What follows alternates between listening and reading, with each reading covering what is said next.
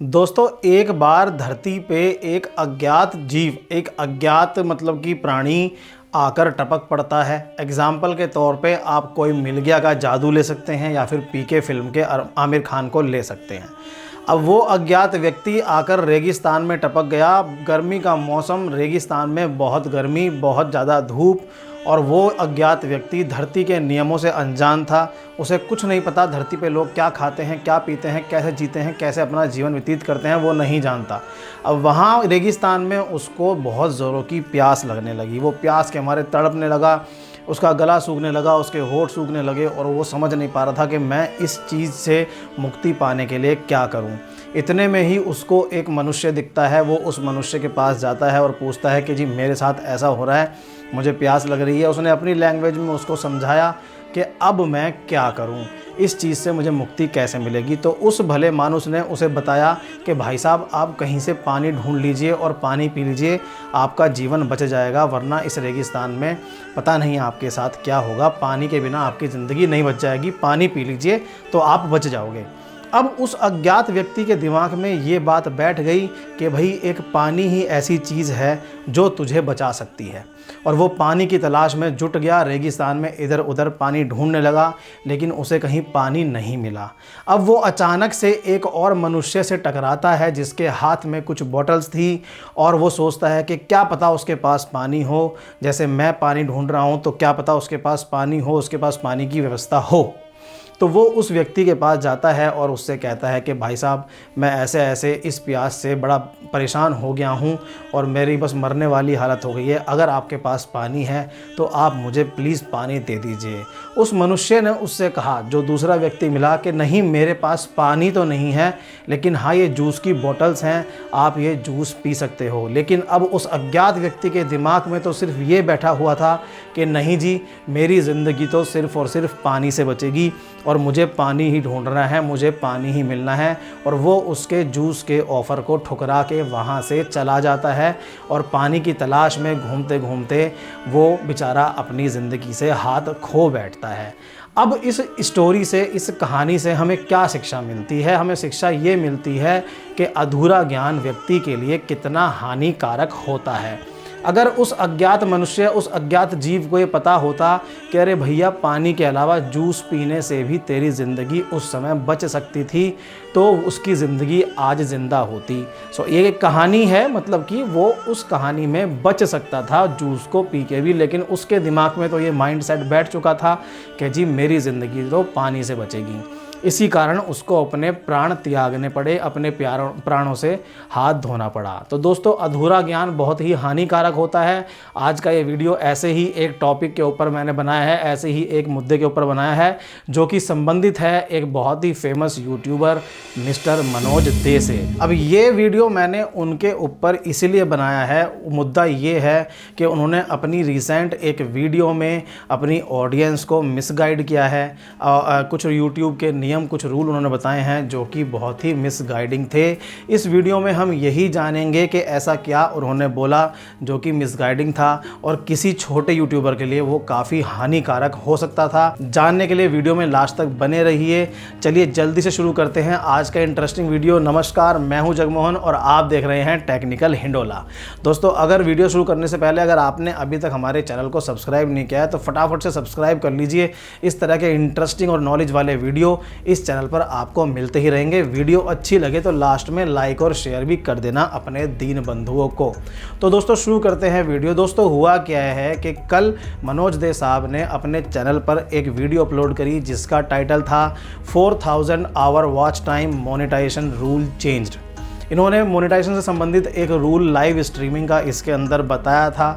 उसमें इन्होंने कुछ ऐसी बात कही जो कि मिसगाइडिंग थी उनकी ऑडियंस के लिए। उस रूल में मनोज दे साहब ने ये कहा कि लाइव स्ट्रीमिंग से वॉच टाइम गेन आप करना चाहते हैं तो लाइव स्ट्रीमिंग करने के लिए आपको सबसे पहले 1000 सब्सक्राइबर जो हैं वो इकट्ठे करने पड़ेंगे। आप जब तक 1000 आपके सब्सक्राइबर नहीं होंगे तब तक आप लाइव स्ट्रीमिंग नहीं कर पाएंगे। ये उन्होंने उस वीडियो में बोला कि ये उसकी थ्रेशोल्ड है, ये उसका एलिजिबिलिटी क्राइटेरिया है लाइव स्ट्रीमिंग के लिए इनेबल होने का। मैं ये नहीं कहता कि ये बात बिल्कुल झूठी है, लेकिन ये बात मिसगाइडिंग है और किसी छोटे यूट्यूबर के लिए बहुत हानिकारक साबित हो सकती है। कैसे हो सकती है मैं आपको बताता हूँ। दोस्तों मान लीजिए एक छोटा यूट्यूबर है जिसने चैनल अभी स्टार्ट किया है, अब उसको 1000 सब्सक्राइबर का और 4000 घंटे वॉच टाइम का क्राइटेरिया पूरा करना है 365 दिन में। अब उसको 364 दिन हो गए, ना तो उसका वॉच टाइम पूरा हुआ है और ना ही उसके सब्सक्राइबर पूरे हुए हैं।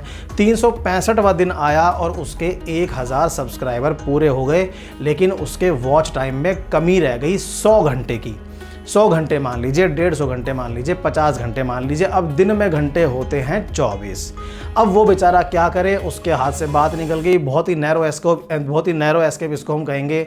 बाल बाल उसका चैनल बच गया, मतलब रह गया मोनेटाइजेशन ऑन होने से सिर्फ और सिर्फ 50 या 100 घंटे के वॉच टाइम की वजह से। अब ये वॉच टाइम वो गेन क्यों नहीं कर पाया? क्योंकि उसको तो मनोज दे साहब ने ज्ञान दिया था कि जी आप लाइव स्ट्रीमिंग सिर्फ तब कर पाएंगे जब आपके 1000 सब्सक्राइबर पूरे हो जाएंगे। अब उसके दिमाग में ये माइंडसेट था, मेरे 1000 सब्सक्राइबर हुए नहीं हैं तो मैं लाइव स्ट्रीमिंग कर नहीं सकता। लेकिन अगर उसे ये पता होता कि जी लाइव स्ट्रीमिंग आप 1000 सब्सक्राइबर के बिना भी शुरू कर सकते हैं, तो वो बंदा मान लीजिए पूरे साल में 20 बार, 15 बार, 10 बार भी लाइव स्ट्रीमिंग करता और उस लाइव स्ट्रीमिंग को VOD में कन्वर्ट करके अपने चैनल पर पब्लिश कर देता, तो उससे जो उसका वॉच टाइम था वो 100 या 150 घंटे का कंप्लीट होने के बहुत सारे चांस थे और उसका चैनल मोनेटाइज हो जाता। अब आप सोच के देखिए कि इस छोटी सी गलती से किसी छोटे यूट्यूबर पर कितना बड़ा फ़र्क पड़ा है। उसका 1 साल, 6 महीने, 5 महीने, 10 महीने जो भी है वो मेहनत आगे की ख़राब हो जाती। अब पता नहीं उसका वॉच टाइम वगैरह कब पूरा होगा, दोबारा से उसको वही क्राइटेरिया पूरा करने के लिए मेहनत करनी पड़ेगी। तो दोस्तों यहाँ पर मुद्दा ये है कि मनोज दे साहब ने ये कहा कि जी आपको लाइव स्ट्रीमिंग का ऑप्शन इनेबल करने के लिए, ये जो फंक्शन है इसको इनेबल करने के लिए 1000 सब्सक्राइबर का क्राइटेरिया पूरा करना पड़ेगा। लेकिन ऐसा नहीं है दोस्तों, लाइव स्ट्रीमिंग करने के लिए आपको 1000 सब्सक्राइबर्स की ज़रूरत नहीं है। अगर आपके 1000 सब्सक्राइबर्स नहीं हैं तो भी आप लाइव स्ट्रीमिंग कर सकते हो। कैसे, मैं बताता हूं आपको। अगर आपके 1000 सब्सक्राइबर नहीं हैं तो आप लाइव स्ट्रीमिंग कर सकते हो, लेकिन वेबकैम से और एनकोडर से। एनकोडर जो होती है वो गेमिंग वगैरह में या फिर बहुत ही हाई एंड लाइव स्ट्रीमिंग होती है, लेकिन आप अगर नॉर्मल लाइव स्ट्रीमिंग करना चाहते हैं तो आप अपने कंप्यूटर से वेबकैम की सहायता से लाइव स्ट्रीमिंग कर सकते हैं। लेकिन अगर आपके 1000 सब्सक्राइबर नहीं हैं तो आप अपने मोबाइल से लाइव स्ट्रीमिंग नहीं कर पाएंगे। ये है यूट्यूब का एग्जैक्ट रूल। आपको मोबाइल से लाइव स्ट्रीमिंग करने के लिए 1000 सब्सक्राइबर्स की आवश्यकता है। आपको ये थ्रेशोल्ड पूरा करना पड़ेगा, तभी आप मोबाइल से लाइव स्ट्रीमिंग कर पाएंगे। अगर आपके 1000 सब्सक्राइबर्स नहीं हैं और आप लाइव स्ट्रीमिंग करना चाहते हैं तो आप अपने कंप्यूटर से, लैपटॉप से वेबकैम या फिर लैपकैम से, जो लैपटॉप में कैमरा था उसकी सहायता से आप लाइव स्ट्रीमिंग कर सकते हैं और अपने वॉच टाइम को गेन कर सकते हैं। इतना फ़र्क होता है दोस्तों अधूरे ज्ञान से। मनोज दे साहब ने 1000 सब्सक्राइबर वाला जो फंडा था वो बताया, लेकिन उससे किसी छोटे यूट्यूबर के ऊपर काफ़ी इम्पैक्ट, काफ़ी फ़र्क पड़ सकता है और उसकी मेहनत ख़राब हो सकती है। तो दोस्तों ये था सारा मुद्दा, ये था मिसगाइडिंग का मुद्दा। तो मनोज दे साहब से मैं यही कहना चाहूँगा, सर पहले आप अपना पूरा नियम पढ़ लीजिए। इतनी जल्दी मतलब थोड़ा टाइम दीजिए अपनी ऑडियंस के लिए। एक नियम पूरा पहले पढ़ लिया ठीक से, उसके बाद ही कोई वीडियो बनाइए ताकि किसी का नुकसान ना हो, किसी को लॉस ना हो। आपका चैनल तो बहुत बड़ा है, आपको तो क्या फ़र्क पड़ेगा इन सब चीज़ों से, लेकिन छोटे यूट्यूबर जो बेचारे मेहनत कर रहे हैं, जिन्होंने अपना करियर ही ये चुन लिया है, उनके लिए ये बहुत बड़ी बात है। इसलिए अगर आप ज्ञान देना चाहते हैं तो कृपा करके पूरा ज्ञान दीजिए, अधूरा ज्ञान मत दीजिए। अधूरा ज्ञान किसी के लिए भी बहुत ज़्यादा हानिकारक हो सकता है। दोस्तों आज के लिए बस इतना ही। जल्द ही मुलाकात करेंगे एक नए वीडियो में, एक नए टॉपिक के साथ। तब तक के लिए नमस्कार, जय हिंद, जय भारत।